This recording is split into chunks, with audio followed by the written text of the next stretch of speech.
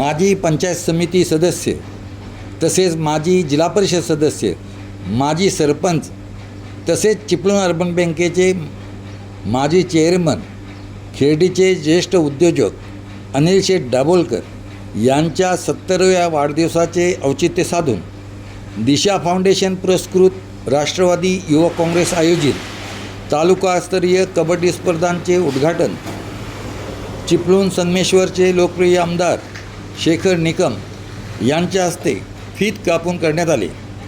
मान्यवरांच्या हस्ते श्रीफळ वाढवण्यात आले।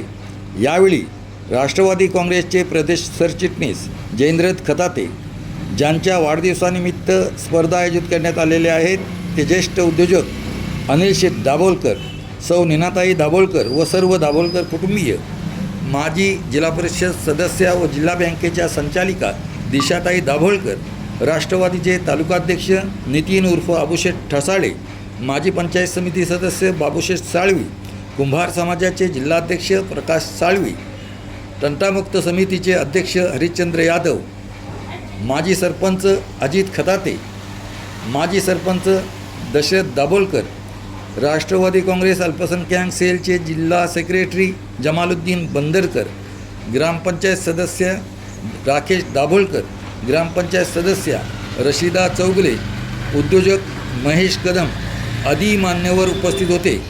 शेकडोंच्या संख्येने क्रीडाप्रेमींनी ही गर्दी सामने पाहण्यास केली होती। कोकण समाचार न्यूज चॅनल, जमालुद्दीन बंदरकर।